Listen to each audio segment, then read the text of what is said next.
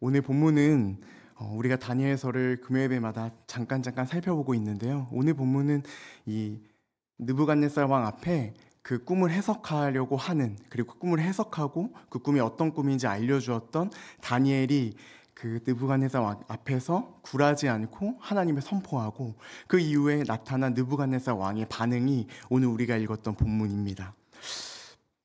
이 꿈이라고 하면 저한테는 이제 생각나는 에피소드 하나가 있는데요. 그것은 이제 군대에서 일어난 일입니다.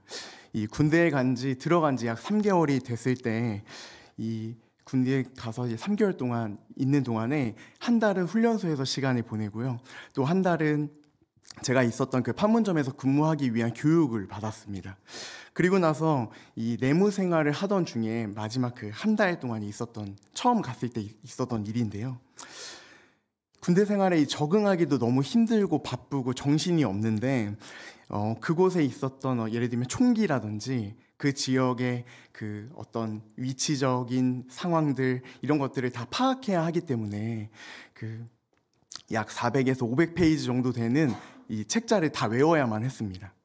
그래야 이 작전을 수행할 때 좀 더 편하게 수행할 수 있고, 또 높으신 분들이 왔을 때 브리핑을 해야 되는데 그 내용을 잘 얘기하면 휴가도 주기 때문에 그 내용을 잘 숙지하면 이제 본인에게 좋을 뿐만 아니라 사실은 같이 초소에 들어가는 선임에게 이제 혼나지 않기 때문에 그 시간 동안에 아주 그 400페이지, 500페이지를 꼭 외워야만 했습니다. 이 400페이지, 500페이지 정도 되는 양을 외우려면 시간이 많이 필요한데요. 매일 밤 공부하고 새벽에 시험 보고 매일 밤 공부하고 시험 보고 반복했습니다. 저는 시간이 많이 좀 필요했는데 그래서 혼나기도 많이 혼나고요. 또 이 시험을 계속 보다 보니까 마음과 몸이 계속 피곤하고 너덜너덜해졌습니다. 그러던 어느 날 이 저를 가장 많이 혼냈던 선임이 저한테 와서 이렇게 이야기하는 거예요. 야, 너 기도했냐? 이렇게 물어보시는 거예요. 그래서 이 군대에서는 사실은 저는 정말 그때가 정말 힘들었거든요. 힘들었기 때문에 매일매일 기도할 수밖에 없었는데 네, 저 기도했어요. 이렇게 이야기하자마자 그 선임이 저한테 이제 욕을 하면서 와, 그러니까 이 자식 때문에 내가 악몽을 꿨구나 이렇게 이야기하는 것입니다. 그러니까 하필이면 그 선임이 저를 이제 영혼까지 탈탈 털었던 그 밤에 그 선임이 꿈을 꿨는데 이제 악몽을 꾼 것이죠. 그러니까 그 선임이 생각했을 때 그 군대 그 소대에서 저만 교회를 다녔거든요. 그러니까 이게 뭔가 얘한테 뭔가 있나 보다 하면서 이제 와서 기도했냐고 물어보고 이 기도한 것을 가지고 이제 추궁하기 시작한 거죠. 나 저주했냐? 이런 이야기를 이제 하는 거죠. 물론 하나님 앞에 하나님 너무 힘들다고 이야기하긴 했지만 이제 저주까지는 하지 않았거든요. 그러니까 이제 그 선임이 그 이야기를 듣고 나서 주변에 있는 사람들에게, 소대원들에게 이야기하는 거죠. 당분간 얘 건드리지 마라. 당분간 얘 건드리지 마라. 그래서 제가 잠시 동안에 편안한 군대 생활을 했던 기억이 있습니다. 그래서 혹시 성도님들 이게 삶을 사시다가 어려운 일을 마주하거나 또 나쁜 사람들 마주하면 저한테 이야기해 주세요. 그럼 제가 이렇게 기도하면서 저주까지는 못 해드리지만 위로하고 함께 기도하겠습니다. 이 선임이 꾼 꿈이, 그 악몽이 정확하게 어떤 내용인지는 모르겠지만 그 꿈이 자고 일어났음에도 불구하고 그 선임에게 계속 잔상으로 남아 있었던 거죠. 그 꿈에 여운이 계속 남아 있었나 봐요. 그러니까 그렇게 욕도 하고 다른 사람들에게 건드리지 말라고 했었던 것 같습니다. 그러니까 꿈의 영향력이 참 큰 것 같아요. 그러니까 오늘 우리가 살펴본 이 느부갓네살 왕에 대한 꿈도 제 선임처럼 아주 찝찝한 꿈을 꾸면서 오늘 다니엘 이야기가 시작이 되는데요. 다니엘서 2장 29절의 말씀을 함께 읽어보겠습니다. 시작. 왕이여, 장래일을 생각하실 때에 은밀한 것을 나타내시느니라. 장래일을 왕에게 알게 하셨사오며. 이 느부갓네살 왕이라고 하는 이 사람은 평소에도 잠을 청하려고 하면 침상에서조차 나라의 장래를 생각하고 자신의 안위를 생각했던 사람이었습니다. 그러니까 그만큼 걱정이 많고 불안이 많았던 것이죠. 평소에 왕으로서도 걱정과 불안이 참 많았었는데 그 걱정을 하던 그날 밤에 꾼 꿈이 그의 마음을 굉장히 불편하게 했습니다. 무언가 불편하고 두려웠던 꿈을 꾼 것이죠. 그 꿈이 무슨 의미가 있는 것 같은데 도무지 그 꿈의 내용이 기억나지도 않고 어떤 감상이었는지도 생각나지 않는 불편하고 불안한 꿈을 꾼 것입니다. 이 느부갓네살 왕이 꿈에 대해서 이렇게까지 집착하는 이유는요, 이 당시에 왕에게 그리고 지도자에게 꿈이라는 것은 어떤 한 나라의 운명을 보여주는 것과 같았기 때문입니다. 그래서 꿈을 기억하지 못하거나 이제 꿈이 좋은 의미를 이제 가지지 않는다고 판단이 들면 이 나라에 어떤 위기가 닥칠 거라라고 그 당시의 사람들이, 고대 사람들이 생각하는 것이죠. 그러니까 이 꿈이 잘못되었다는 것은 자신의 안위뿐만 아니라 자신이 지금 지키고 있는 이 나라도 위험에 빠질 거라는 것을 이제 염두하고 꿈을 꾸는데, 지금 이 느부갓네살 왕은 그런 불안한 꿈을 꾸는 것이죠. 그러니까 이러한 상황들 속에서 이 꿈을 해석하는 것조차 못하는 사람들, 그리고 자신이 꾼 꿈의 내용도 제대로 알지 못하는 사람들을 죽이라고 했던 이 느부갓네살 왕의 명령은 사실은 그의 입장에서 봤을 때는 당연한 것입니다. 그리고 그 당시에 바벨론에서 엘리트 교육을 받고 또 소위 꿈을 해석하는 교육과 이방인 신에 대해서 가르치는 그 과목에 대해서 우수한 성적을 받았던 다니엘에게 오늘 이 내용이 동일하게 찾아오는 것이죠. 그리고 나서 이 다니엘은 이 느부갓네살 왕이 꾼 꿈이 무엇인지도 모르고 그 꿈의 해석이 뭔지도 모르는 상태에서 우리가 하나님께 기도하면 알 수 있다고 그 왕에게 이야기하고 시간을 조금 번 다음에 이제 새 친구들을 찾아가서 하늘에 계신 하나님 앞에 우리 기도하자라고 이야기합니다. 그리고 다니엘서에서 계속 빠지지 않는, 그리고 다니엘서가 계속해서 우리에게 말하고 있는 말씀이 있는데요. 그것은 다니엘서 1장 2절의 말씀입니다. 1장 2절의 말씀을 보시면 주께서 유다 왕 여호야김과 하나님의 전 그릇 얼마를 그의 손에 넘기시매라고 되어 있거든요. 이 내용이 다니엘서 전체를 아우르는 한 문장이 되기도 합니다. 그러니까 어떤 의미냐면 다니엘이 이렇게 말하고 다니엘이 느부갓네살 왕의 꿈을 해석하지도 못하고 그 꿈이 도대체 뭔지도 모르지만 다니엘이 하나님께 기도하면 하나님이 가르쳐 줍니다. 하나님이 우리에게 알게 하실 겁니다라고 믿음을 가지고 말할 수 있었던 이유는 다니엘에게는 이 믿음이 있었기 때문에 그렇습니다. 이 모든 상황을 주장하시는 이가 바로 하나님이시면서 그 하나님은 이 세상의 주인이시고 모든 상황을 통제한다는 것이죠. 그러니 그 하나님은 우리를 사랑하시기 때문에 하나님은 절대로 그 백성을 포기하지도 않으시고 버려두지도 않으신다는 그 믿음이 다니엘을 오늘 우리가 봤던 이 본문의 말씀처럼 느부갓네살 왕으로 하여금 하나님을 찬양하게 만든 것입니다.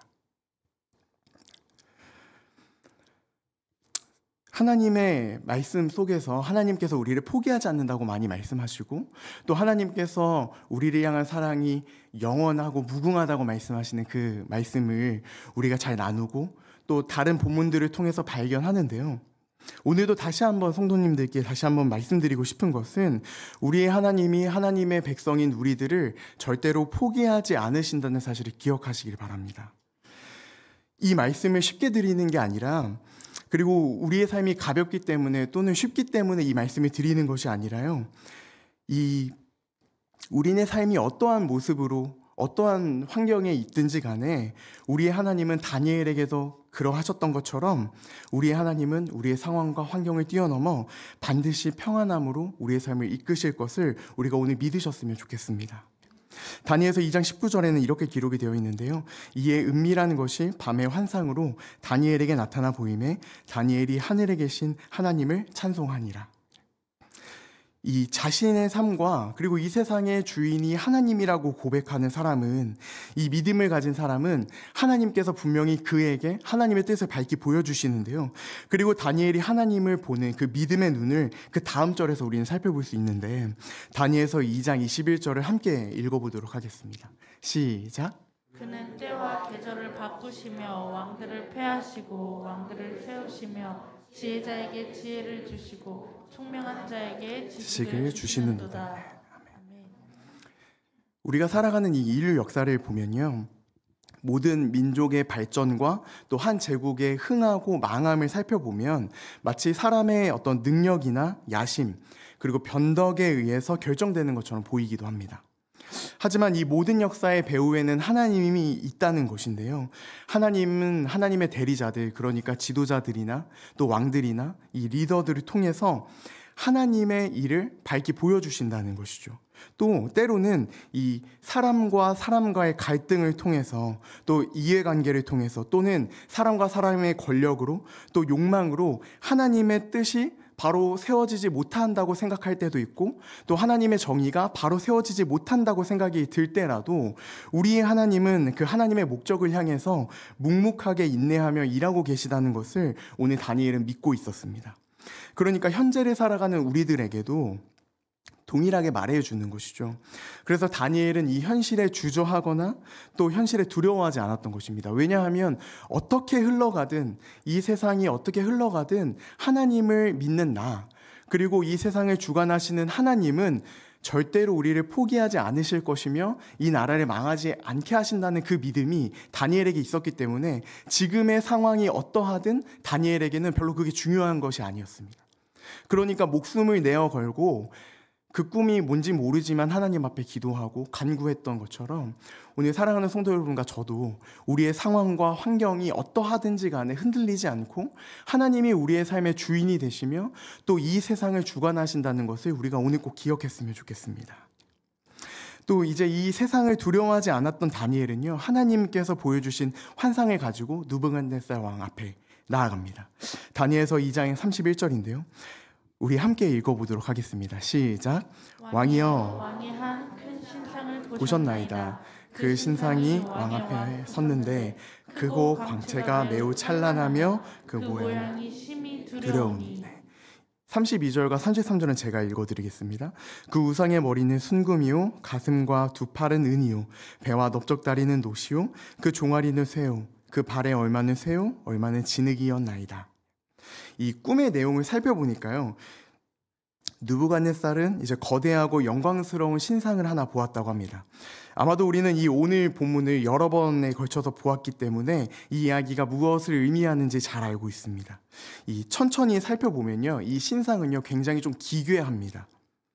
이 형상을 구성하는 각 부분들이 어떤 한 재료로 완성이 되어 있는 게 아니라 각 부분이 다른 재료들로 구성이 되어 있는 것이죠. 머리는 순금으로, 가슴과 두 팔은 은으로, 배와 넓적다리는 노스로, 그 종아리 아랫다리는 쇠와, 그리고 그 발에 얼마는 쇠와 진흙으로 되어 있다는 것입니다. 이 구조를 생각해 보면 머리에서부터 발끝까지 아래로 향해 가면 향해 갈수록 상대적으로 가치가 떨어지는 것들로 만들어져 있습니다. 그리고 나서 이 꿈의 마지막은 이렇게 마무리되는데요. 다니엘서 2장 34절입니다.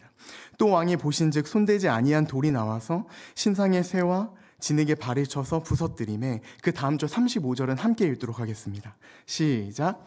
그때에 쇠와 진흙과 녹과 은과 금이 다 부서져 여름 타장 바닥에 겨같이 되어 바람에 불려간 곳이 없었고 우상을 친 돌은 태산을 이루어 온 세계에 가득하였나이다. 이 신상을 구성하는 사람의 손을 탄 재료들이 아닌 사람의 손을 타지 않는 돌들이 나와서 이 신상을 무너뜨렸다고 이야기합니다. 가장 취약한 발을 쳐서 무너뜨렸다는 것입니다. 그 돌은 이제 직접 타격한 곳이 바로 발이었는데요. 이 거대하고 위험 있는 신상에 어떻게 보면 가장 약한 부분을 돌로 친 것이죠. 그런데 그것을 넘어뜨리는 데는 돌 하나면 충분했습니다. 그리고 다니엘서 2장 36절부터 살펴보면 그 꿈의 해석의 내용을 다니엘이 이제 말해주는 것이죠. 이 지점에서 아마 성경에 좀 관심을 갖고 계시고 또 신앙생활을 오래 하신 분들은 이 각각의 재료들이 무엇을 의미하는지 잘 알고 계실 것입니다. 예를 들면 이런 내용이죠. 느부갓네살의 이 바벨론은 순금의 머리를 상징하고요. 또 온 가슴과 이 팔은 페르시아를 의미하고 이 놋과 배와 허벅지, 그리고 허벅지는 이 안데살신드로스의 그리스를 의미하고 또 마지막 철과 다리, 그리고 그 발은요 로마 제국을 의미하는 것이죠. 아마 이 설교를 들어보면서 한 번쯤은 들어보셨을 것입니다. 그런데 잠시 한번 생각해 보면 지금 이 시대를 살고 있는 우리들에게 이러한 해석은 정확하게 들어맞습니다. 왜냐하면 우리가 과거의 그 시대들을 우리가 보았기 때문이죠. 그런데 아마 이것을 쓰는 그리고 이것을 읽고 있는 독자들에게는 이 이야기가 사실은 어떤 이야기인지 정확하게는 몰랐을 것입니다. 왜냐하면 그 나라들이 아직 등장하지도 않았을 뿐더러 그냥 축축할 뿐이죠. 그래서 먼저 이 이야기 안에서 다니엘이 명확하게 말한 부분만 같이 함께 살펴보면 좋겠습니다. 먼저 다니엘은 이 신상의 금으로 이루어진 머리 부분을 가리켜 느부갓네살 왕이라고 이야기합니다. 다니엘서 3장 37절인데요. 왕이여, 왕은 여러 왕들 중에 왕이시라. 하늘의 하나님이 나라와 권세와 능력과 영광을 왕에게 주셨고, 그 다음 절입니다. 사람들과 들짐승과 공중의 새들 어느 곳에 있는 것을 막론하고 그것들을 왕의 손에 넘기사 다 다스리게 하셨으니 왕은 곧 그 금 머리이니라. 이렇게 말하고 있습니다. 이 이야기를 듣고 느부갓네살 왕은 아마도 안도했을 것입니다. 이 방금 살펴본 신상을 살펴보면 이 신상의 전체적인 이야기는 사실 느부갓네살 왕과는 별로 관련 없는 이야기이기 때문에 그렇죠. 금의 머리로 표현된 자신의 나라, 그리고 바로 자신이 형통하고 좋은 이미지를 갖고 있습니다. 그러니까 뒤이어 올 은혜 나라들, 노새 나라들, 이것들은 자신의 나라가 아니기 때문에 사실은 무너져도 상관이 없는 것이죠. 자신만 잘 되면 괜찮고 자신만 잘 보이면 되는 것입니다. 아마도 이렇게 생각하지 않았을까 싶어요. 나는 괜찮겠지. 내가 다스리는 통치 기간 동안에는 우리나라는 괜찮겠지. 이렇게 생각했을 것 같습니다. 왜냐하면 이 모든 일이 느부갓네살이 죽고 난 이후에 일어날 일이기 때문이죠. 저에게는 이러한 경험이 있는데요. 지금 우리 교회 청년부에 나오고 있는 제 친한 동생이 한 명 있습니다. 그리고 그 친구를 위해서 열심히 기도했어요. 그 친구가 교회를 떠나 있었기 때문에 그 친구가 교회에 나올 수 있도록 기도하고 또 같이 만나기도 하고 밥도 먹고 했는데, 감사하게도 그 친구가 이제 기도의 응답으로 지금 이 청년부에서 신앙생활을 하고 있습니다. 근데 제가 이 친구를 위해서 기도할 때 제 스스로에게 놀랐던 경험이 있는데요. 그것은 이 친구를 위해서 기도하다가 어느 한 시점에서 제가 이 친구를 위해서 더 이상 기도하지 않게 된 저를 볼 때 제가 참 많이 놀랐습니다. 왜 저는 기도하는 것을 멈추었을까요? 그 친구를 위해서요. 제가 기도하기를 멈췄던 이유는 바로 저에게 더 긴급하고 더 중요한 제 기도 제목이 있었기 때문에 그렇습니다. 제 기도 제목이 더 급하고 내 기도가 더 긴급하다고 생각되었기 때문에 그 친구 기도하는 것을 때로는 까먹을 때도 있고 그 친구 기도하는 것을 잊어버리고 집으로 돌아갈 때도 많이 있었습니다. 이게 뭐가 놀랄 일인가라고 생각하실 수 있지만 저한테는 꽤 충격적이었습니다. 왜냐하면 기도하는 것조차도 이기적으로 하는구나라는 생각이 들었기 때문입니다. 타인의 기도보다 내 기도가 더 급하고 타인의 기도가 응답되는 것보다 내 기도가 응답되는 게 더 우선되어야 한다는 저의 생각과 그리고 교만과 그 판단이 이제 그런 상황을 계속 만들어갔던 것이죠. 아마도 우리 성도님들은 이 신앙과 마음의 밭이 좋아서 저의 지금 이 이야기를 공감하지 않으실 수 있지만 아마도 사람이라면 자신보다 타인을 더 생각하는 그 마음을 갖는 것보다 타인보다 나를 더 생각하는 마음이 우리에게 더 가까울 것입니다. 타인보다 나를 생각하는 마음이 더 가까운 것이죠. 이 마음이 우리 안에 공통적으로 있으리라 생각이 됩니다. 그러니 나를 위한 일과 타인을 위한 일 중에서 선택하라고 한다면 먼저는 나를 위한 일을 선택하고 타인은 이 차순으로 뒤로 밀어버리는 것이죠. 그러니까 당장 우리와 그리고 느부갓네살 왕을 살펴보면 지금 당장 1년 뒤에 그리고 10년 뒤에 내가 어떻게 될지가 더 궁금하지, 이 나라가 어떻게 될지가 더 궁금하지, 뒤에 올 70년 뒤, 100년 뒤, 200년 뒤에 올 나라나 이야기는 별로 상관이 없는 것입니다. 어찌되어도 지금 느부갓네살 왕은 아마도 평안할 것입니다. 또 다니엘을 보고 너무나 신기해하죠. 몇 날 며칠을 고민하고 또 그를 괴롭히고 두려움에 쌓였던 시간들을 보내다가 이제는 다니엘이 해석해주고 다니엘의 꿈 이야기를 통해서 그의 답답함이 완전히 해소되었습니다. 또 얼마나 좋았을까요? 자신의 나라는 견고해지고 또 자신 뒤에 올 나라들은 점점 약해진다고 이야기하는 것을 들으면서 얼마나 들떴을까요? 만약 저라고 생각해 본다면 나니까 이 정도로 통치하지, 내 나라, 나 정도면 괜찮은 왕이구나라고 자부하며 평안하게 생활했을 것 같습니다.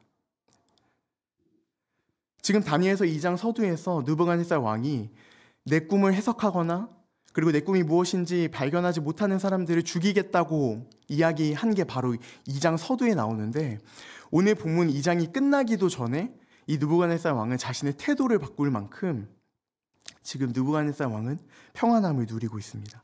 그리고 그 다음 태도로 자신의 태도를 완전히 바꿔서요, 땅에 엎드려 다니엘에게 엎드려 절하게 됩니다.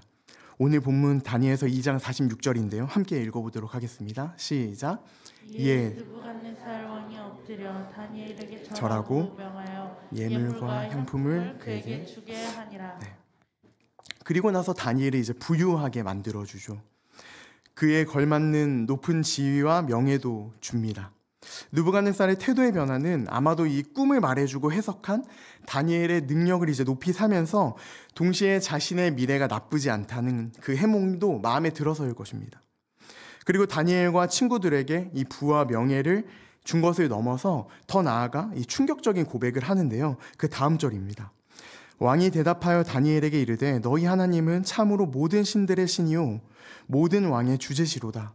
내가 능히 이 은밀한 것을 나타내었으니 내 하나님은 또 은밀한 것을 나타내시는 이시로다. 지금 다니엘이 고백한 게 아니라 느부갓네살 왕이 이렇게 고백하는 거죠.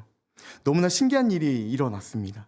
느부갓네살 입장에서 다니엘과 친구들에게 그저 부와 명예를 준 것은 사실은 인정이 됩니다. 왜냐하면 그가 그 인정받을 만한 일을 했기 때문에 그렇죠. 느부갓네살뿐만 아니라 그 꿈의 해석을 통해서 이 나라가 안전하다는 것을 증명해 주었기 때문에 이 왕으로서 충분히 그 좋은 것들을 줄 수 있고 명예와 그리고 그 물질을 충분히 줄 수 있는 것이죠. 그럴 만한 놀라운 행동을 했으니까요. 그런데 이 왕은 더 나아가서 하나님을 찬송합니다. 하나님을 믿는 사람이 다니엘처럼 이렇게 능력 있게 행동하고 또 세상에서 뒤처지지 않는 실력을 가지고 있으니까, 그래서 영향력을 나타내니까 이방인들도 하나님께 영광 돌리는 모습을 오늘 우리 본문에서 보는 것이죠. 그러니 하나님만 의지하고 기도했던 이 다니엘은 너무나 잘 된 것입니다. 심지어는 총리가 되죠. 느부갓네살은 지금 그의 성공을 보고 또는 그의 비범함을 보고 감탄하며 하나님을 찬양하고 있습니다. 방금 제가 위에 말씀드렸던 이 문장을 들으시면서 우리 성도 여러분 어떤 생각이 드셨나요? 그냥 그럴 수 있구나라고 생각이 드셨나요? 아니면 무언가 불편한 지점이 있으셨나요? 저는 이 부분에서 의문을 가졌습니다. 어떤 의문이냐면요, 이 느부갓네살은 사실은 다니엘의 신앙적 동기나 그리고 그가 하나님 앞에 이 꿈을 해석하기 위해 그리고 꿈을 찾기 위해서 기도했던 그 지난 밤들을 본 적이 없거든요. 그런데 지금 느부갓네살 왕이 밤새 하나님 앞에 기도하는 다니엘의 모습도 본 적도 없고 또 그저 다니엘이 나타낸 결과만을 보고 하나님을 찬양하고 있습니다. 물론 다니엘이 하나님이라는 말을 지속적으로 사용합니다. 그런데 이제 보통 이스라엘 백성들이 사용하는 야훼나 또는 여호와라는 이름을 사용하지 않고 하늘의 하나님이라고 사용하거든요. 그러니까 또 의문이 하나 생기는 거죠. 다니엘이 생각하고 우리가 생각하는 하늘의 하나님과 그 당시에 여러 이방 신을 섬겼던 느부갓네살이 말하는 하늘의 하나님이 같은 하나님인가? 라는 생각이 드는 것입니다. 어쩌면 동일한 하나님을 찬양하고 있는 게 아닐지 모르겠다는 생각을 해보게 됩니다. 어쨌든 지금 느부갓네살 왕은 다니엘의 결과만을 보고 하나님을 찬양하고 있는 것입니다. 그 결과만을 가지고요. 만약 우리가 오늘 본문에서 이 느부갓네살 왕이 하나님 앞에 찬양하고 영광 돌린 이야기를 가지고 우리도 다니엘을 본받자고 이야기하면 저는 조금 불편할 것 같습니다. 그리고 그 사실을 저에게 만약 적용해 본다면 사실은 저는 틀린 사람이죠. 왜냐하면 우리 모두가 다니엘처럼 될 수도 없을 뿐더러 느부갓네살이 보는 다니엘은 지금 공부도 잘하고 실력도 있어서 다른 사람들에게 인정받고 칭찬받는 자로 보는 것입니다. 한마디로 탁월해야 하는 것이죠. 느부갓네살의 논리로 본다면 우리는 지금 이 자리에서 하나님을 찬양하고 예배하는 것을 지금 멈추고 당장 집으로 돌아가야만 합니다. 왜냐하면 우리의 실력을 쌓아야 하니까요. 지금 집에 가서 교보문고나 알라딘에 접속해서 자기계발서를 구매해서 빨리 그것을 읽어서 우리의 실력과 다른 사람들을 찍어 누를 만한 우리의 실력을 갖고 나가야만 합니다. 또는 유튜브를 보면서 성공한 사람들의 루틴이나 성공한 사람들의 방법을 찾아보면서 우리 자신을 탁월한 사람들로 만들어야 하죠. 그래야 이 세상을 뛰어넘어서 우리의 실력으로 다니엘처럼 세상을 찍어 눌러서 하나님을 찬양하게 하자. 이 논리가 더 맞지 않습니까? 그런데요, 성도 여러분, 진짜 우리가 이렇게 살아야만 하는 것일까요? 진짜 세상 사람들이 하나님을 찬양하게 하기 위해서 우리의 실력을 부단히 노력해서 키워야 하고 준비하고 해야 하는 것일까요? 하나님은 정말 그것만을 원하시는 것일까요? 저는 본문을 보면서 오랜 시간 이 묵상을 하면서 이 느부갓네살 왕이 좀 불편했습니다. 다니엘은 하나님 앞에 똑똑해지기를, 부유해지기를 바라거나 소원한 적이 단 한 번도 없는데 지금 느부갓네살 왕이 명예와 다니엘의 부를 계속 채워주는 것이죠. 그리고 그가 하나님을 찬양한다는 것이 조금 불편했습니다. 오로지 그 결과만을 보고 너희의 하나님 참 대단하다, 모든 신들 중에서 우월하다, 심지어는 내가 모시는 신들보다도 더 뛰어나다라고 말하는 게 저는 잘 이해가 가지 않았습니다. 그냥 하나님을 수단 삼고 목적 삼아서 이야기하는 것처럼 들렸습니다. 느부갓네살은 이 다니엘의 하나님을 그저 결과를 좋게 하시는 하나님, 그 정도로만 이해했던 것 같습니다. 또는 느부갓네살의 자신의 하나님이 아니라 그냥 다니엘의 하나님을 찬양하는 것이죠. 하지만 다니엘은 하나님을 그렇게 믿지 않았습니다. 다니엘서 전체가 말씀하고 있는 말씀이 있는데요. 다니엘서 2장 20절입니다. 이렇게 기록합니다. 다니엘이 말하여 이르되 영원부터 영원까지 하나님의 이름을 찬송할 것은 지혜와 능력이 다니엘에게 아니라 그에게 있다고 이야기하고요. 그 다음 절에서 그는 때와 계절을 바꾸시며 왕들을 폐하시고 왕들을 세우시며 지혜자에게 지혜를 주고 총명한 자에게 지혜를 주시는도다. 그 다음 절에는요. 그는 깊고 은밀한 일을 나타내시고 어두운 데 있는 것을 아시며 또 빛이 그와 함께 있도다. 지금 느부갓네살이 보고 있는 하나님과 다니엘이 믿고 있는 하나님은 전혀 다른 하나님입니다. 우리가 설교의 제목을 살펴보았던 것처럼 지금 내 하나님과 내 하나님 사이에서 다니엘의 하나님 그리고 느부갓네살의 하나님이 지금 충돌하고 있는 것입니다. 모든 것이 하나님 안에, 모든 것이 하나님의 손에 있다고 다니엘은 지금 우리에게 이야기해 주는 것입니다. 그리고 다니엘서에서 반복적으로 이야기하는 단어가 있는데요. 그것은 하늘에 계신 하나님이라는 표현입니다. 다니엘은 의도적으로 이 모든 일을 주관하시는 이가 바로 자신이 아니라 하나님임을 고백하고 있습니다. 우리를 여기로 보내시는 이, 바벨론으로 보내시는 이, 그리고 왕의 꿈을 해석할 수 있게 하시는 이, 그리고 더 나아가 이 모든 역사를 주관하시는 이가 바로 하나님이라고 다니엘을 굳게 믿고 있었습니다. 느부갓네살에게서 불편했던 지점은 다니엘서 3장에서 더 밝게 드러나는데요. 너희 하나님은 참으로 모든 신들 중에서 신이라고 이야기했던 느부갓네살 왕은 이제 3장을 넘어가면 30m짜리 금신상을 세워서 그 앞에 절하라고 이야기합니다. 2장의 느부갓네살의 고백과 앞뒤가 맞지 않는 것이죠. 물론 그가 다니엘 앞에서 하나님을 찬양했던 이야기, 아마 그는 진심으로 찬양했을 것입니다. 왜냐하면 놀랍고 신기한 일이 그 앞에 벌어졌기 때문이죠. 그럼에도 그가 그 거대한 신전 앞에 절하게 만들었던 이유는 무엇일까 생각해 보면 자신이 고백한 하나님에 관한 이야기는 자신의 하나님이 아니라 바로 다니엘의 하나님이었기 때문입니다. 자신의 하나님을 고백한 게 아니죠. 다니엘의 하나님을 고백한 것입니다. 여전히 느부갓네살 왕은 자신이 자신의 삶의 주도권을 잡고 자신의 삶을 살아갑니다. 반면 다니엘은 자신의 삶의 그 주도권을 하나님 앞에 두고 살아갑니다. 동일한 것을 두 인물이 목격했는데요. 하나님의 일하심 그리고 꿈의 내용, 꿈의 해석 모두 동일한 것을 보았는데 반응이 다른 것입니다. 똑같이 꿈을 해석할 수 없다는, 그리고 그 꿈이 무엇인지 모른다는 한계도 경험하는데요. 반응이 다른 것이죠.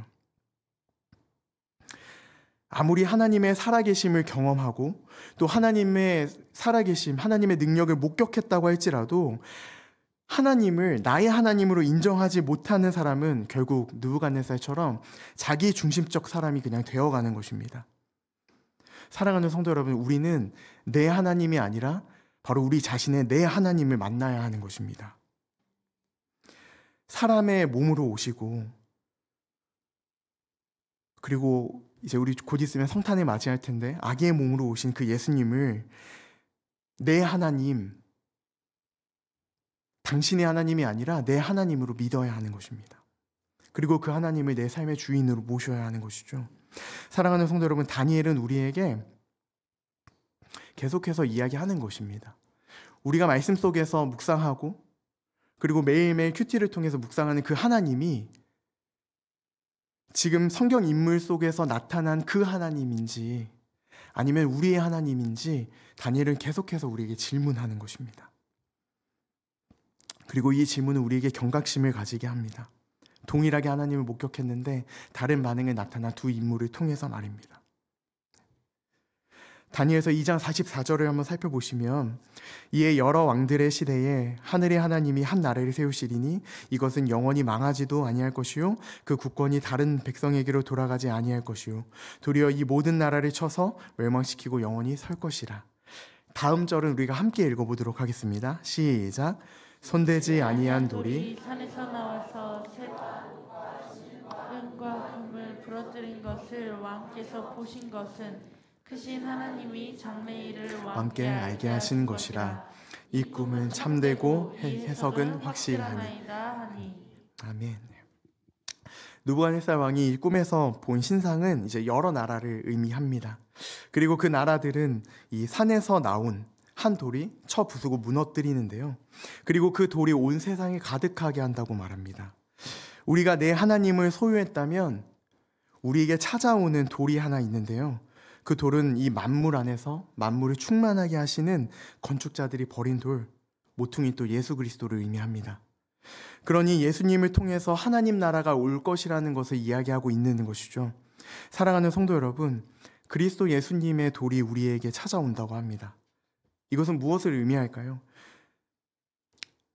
이 다니엘이 꿈에서 해석한 이 나라들, 그리고 금, 은, 쇠, 여러 가지 것들은 사실은 사람들이 사용하고 만지는 사람의 손을 탄 것들이었습니다.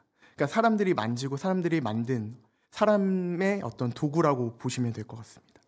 그런데 그 모든 것들이 무너진다고 이야기하는 것이죠. 예수님이 우리에게 찾아오실 때요. 우리가 공들여 쌓아온 모든 것이 바로 예수님이 오실 때 무너진다고 이야기합니다. 우리가 예수 그리스도를 만날 때도 마찬가지죠. 우리가 세웠던 우리 삶의 어떤 패턴들, 우리의 방식들, 삶의 양식들을 다 무너뜨리고 다시 한번 말씀으로 세워가지 않습니까? 그러니까 그리스도 예수님이 우리에게 오실 때 우리가 세웠던 그 모든 것들이 무너지는 것입니다.